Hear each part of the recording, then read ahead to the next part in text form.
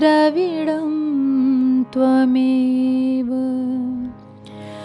त्वमेव सर्वं मम देव देवा।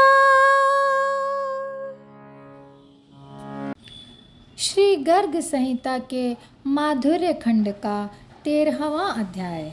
देवांगना स्वरूपा गोपियाँ।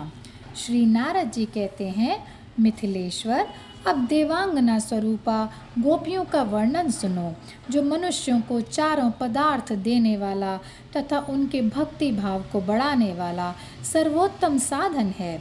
मालव देश में एक गोप थे जिनका नाम था दिवसपति नंद। उनके 1 सहस्त्र पत्नियां थीं। वे बड़े धनवान और नीतिज्ञ थे। एक समय तीर्थ यात्रा के प्रसंग से उनका मथुरा में आगमन हुआ। वहाँ व्रजाधीश्वर नंदराज का नाम सुनकर वे उनसे मिलने के लिए गोकुल गए। वहाँ नंदराज से मिलकर और वृंदावन की शोभा देखकर महामना दिवसपति नंदराज की आज्ञा से वहीं रहने लगे।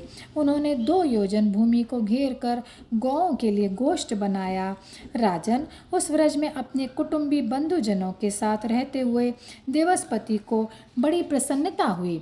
देवल मुनि के आदेश से समस्त देवांगनाएं उन्हीं दिवसपति की महादिव्य कन्याएं हुईं, जो प्रज्वलित अग्निशिखा के समान तेजस्विनी थीं। किसी समय श्याम सुंदर श्री कृष्ण का दर्शन पाकर वे सब कन्याएं मोहित हो गईं और उन दामोदर की प्राप्ति के लिए उन्होंने परम उत्तम माघ मास का व्रत किया। आधे सूर्य के उदित होते होते प्रतिदिन वे व्रजांगनाएं यमुना में जाकर स्नान करतीं और प्रेमानंद से विहल होकर ऊंचे स्वर से श्री कृष्ण की लीलाएं गाती थीं। भगवान श्री कृष्ण उन पर प्रसन्न होकर बोले, तुम कोई वर मांगो। तब उन्होंने दोनों हाथ जोड़कर उन परमात्मा को प्रणाम करके उनसे धीरे धीरे कहा।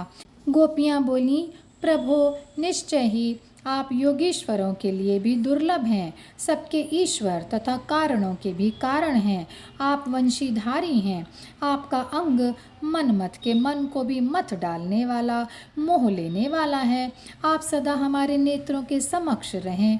राजन, तब तथास्तु कहकर जिन आदिदेव श्री हरि ने गोपियों के लिए अपने दर्शन का द्वार उन्मुक्त कर दिया, वे सदा तुम्हारे हृदय में नेत्र मार्ग में बसे रहें और बुलाए हुए से तत्काल चित्त में आकर स्थित हो जाएं।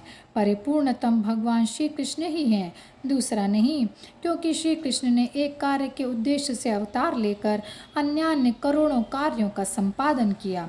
जिन्होंने कमर में पीताम्बर बांध रखा है, जिनके सिर पर मोर पंख का मुकुट सुशोभित है और गर्दन झुकी हुई है, जिनके हाथ में बांसुरी और लकुटी है तथा कानों में रत्नमय कुंडल झलमला रहे हैं, उन पटुतर नटवेशधारी श्री हरि का मैं भजन करता हूँ। आदिदेव श्री हरि केवल भक्ति से ही वश में होते हैं।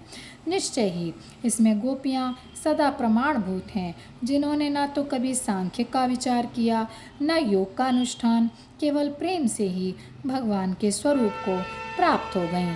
और यहीं पर यह अध्याय समाप्त होता है। जय श्री कृष्णा, जय श्री कृष्णा, जय श्री कृष्णा।